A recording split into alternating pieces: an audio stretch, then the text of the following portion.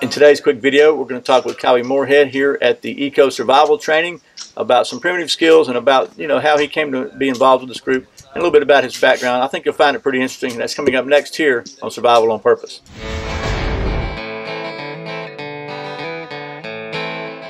Welcome back to Survival on Purpose, your home for information and gear reviews related to camping, survival, and general preparedness for regular folks. My name's Brian. Thanks for joining me. I'm here with, thanks for joining me. I'm here with Cowie. How do you pronounce your full name? Cowie Morehead, who is actually a Hawaiian native, right? Yep. And we're here at the E.C.O survival training, and I'll say it best this way. Yesterday when he did the introduction, Cowie introduced himself as a bush hippie, right? Yeah, I guess so, yeah. So anyway, but what he is basically, he is really a primitive skills aficionado and artist, and he does some really cool stuff, and he's got some great skills. And he actually helped me to get my actual first atlatl throw, and I hit the target the first time based on his instructions. So his instruction is spot on, I'm telling you. So Cowie, thanks for taking time to talk to us first of all, man. And so now you're from Hawaii, but you live now in Georgia, right? I do. Here in Georgia. Cool. And so tell us a little bit about your background. How did you come to become kind of interested in the primitive skill stuff? So growing up in Hawaii, my great-grandmother is from a little tiny island called Morehead. Yes, I'm white, but my great-grandmother, you have to be 100% Hawaiian to live there. And growing up in her time, everything was primitive. Nowadays, yes, we have running water, electricity. We don't still live in grass huts, but there still is that tradition there. So you learn, in my family personally, we were taught basically how Native Hawaiians lived. We were taught, hunting techniques, fishing techniques, the games they used to play. We were taught songs. They call it mele. So we learned songs. We learned a little bit of the language. I personally didn't do that because I was dumb. But most of all, what really helped me, what really connected me, was the culture. So everything. So for instance, the survival skills, fire. We were taught how to do a traditional Hawaiian fire, but what drew me closer to it was my grandmother and everybody used to say, the song of fire. She would teach us the history behind it. So basically, we would just be doing, a hand plow for fire, but really, we were sitting there with our ancestors, all my cousins. We were sitting there with our ancestors learning that Maui got ahi, fire. He went and he tricked the mud duck and hit the mud duck in the head, and all this whole story. And that's what primitive skills. That's how I got started with primitive skills. I wanted to get closer to my ancestors. I wanted to get closer to the earth, and I just haven't stopped.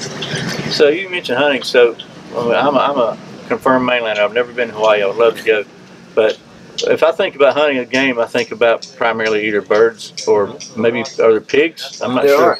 So when Hawaiians came over, they brought a bunch of things. They brought dogs, pigs. So right now on my island, Kauai, there's pigs, there's feral goats, there's black-tailed deer, and really that's the only land mammal there is. There's a bunch of birds, a bunch of geese, everything like that, but there's nothing other than that. There's no squirrels. There's rats the size of cats, but I never knew there were deer in Hawaii. Yeah, they introduced them. I believe from California, maybe in the 1900s. Okay. So and obviously there's fish, lots and lots of fish. Lots of fish. I'm not personally an ocean fish guy. I like fishing in the streams. Yeah. But that's my. That's cool. So is it true? And I don't want to get off track here, but we always hear there's no snakes in Hawaii. No snakes. Wow. Not on my island. There's not. Yeah.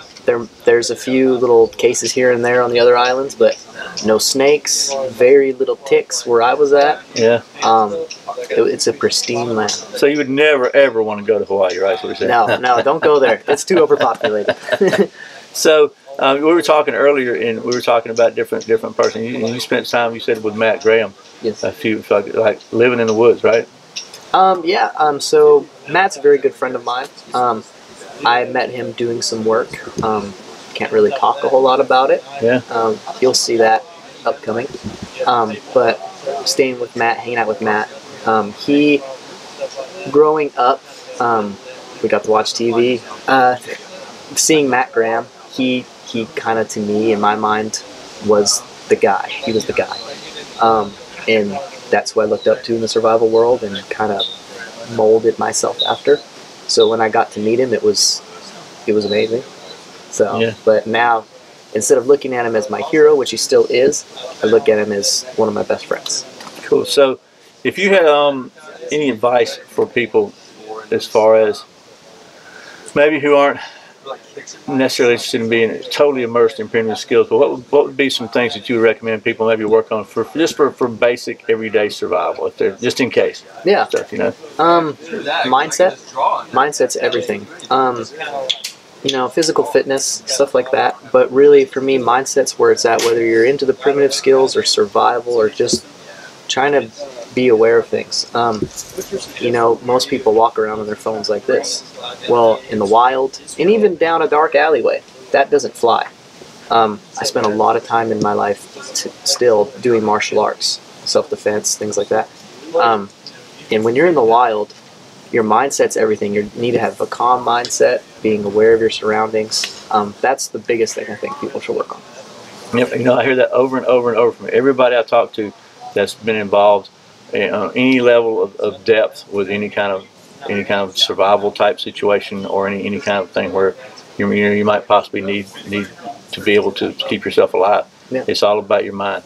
And well, I'll tell you, I wish we could sit here and talk all day because I'm really interested in the Hawaii stuff. I learned a little bit about the Hawaiian language. I learned about that what haole is like. That's the slang for white folks, right? It's the slang for white folks, but it doesn't mean white man. Yeah. So and it means no breath. I'm learning this is my Hawaii history here.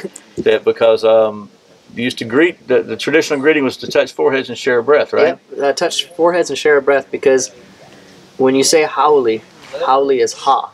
That's your breath. Ha comes from within. It's one of the most intimate things you can do. And when you're saying hello to somebody, you're giving all of yourself to that person. And that's truly what aloha means. So when you get called a haole, 9 times out of 10 that person doesn't know what haole means. Yeah, so and then that's pretty interesting. So nothing whatsoever to do with survival, but you know, I got a rambling mind just like I got a rambling mouth. So thanks for taking time and thanks for teaching me how to throw that out loud. That was like the 57 years my very first out loud throw. And I told him, I said, you know, I think you've created a new obsession. So it's a beautiful tool. It is. So I hope you found this a little interesting. I really encourage you, if you have an opportunity, to check out the folks at E.C.O Survival Group. They really do they put together a great group of people who are very qualified, from everything from primitive skills all the way up to firearms type training and modern skills. Pretty cool stuff here if you're interested in checking some of that out. So, and as always, thanks for checking out this video and watching. I put out a brand new video every Friday and Saturday, and very often random videos throughout the week. You can check out a new one by clicking right over here. If you're not subscribed, please click down in the corner and do so. I appreciate it. Once again, my name is Brian. You're watching Survival on Purpose. Remember, survival is not an accident. Be prepared. I'll see you next time.